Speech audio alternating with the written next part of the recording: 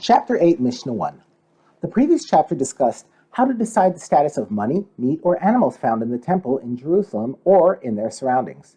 The first three Mishnahs in this chapter decide how to decide the status of items found in Jerusalem in regard to their tuma and tahara. The Torah states that the saliva of people who carry certain types of tuma is tameh, and it conveys tuma to people or utensils that come in contact with it. The rabbis decreed that any saliva whose origin is not known is to be treated as tameh. Our Mishnah teaches that Jerusalem is an exception to the rule. We now turn to the words of the Mishnah. Any saliva found in Jerusalem is assumed to be tahor, so that if someone came into contact with it, he remains tahor. The rabbis did not decree tuma on saliva in Jerusalem so as not to cause unnecessary tuma to any sacrificial meat that might come in contact with someone or something that had touched this saliva, which would then have to be burned. This was the rule anywhere in Jerusalem except for saliva found in the upper marketplace, which is where tameh people congregate, to avoid being around tahor people so as not to make them tameh.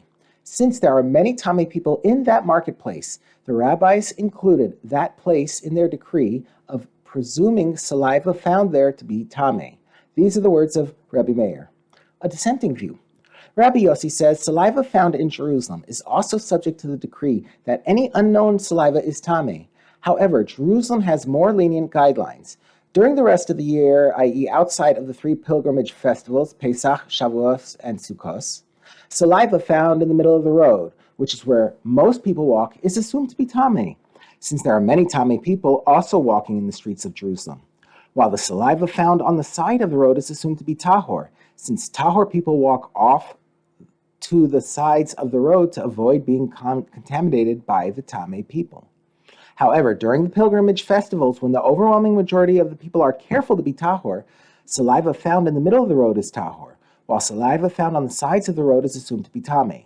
Since tameh people are very few during the pilgrimage festivals, they are the ones who remove themselves to the sides of the road so as to avoid contaminating the tahor people.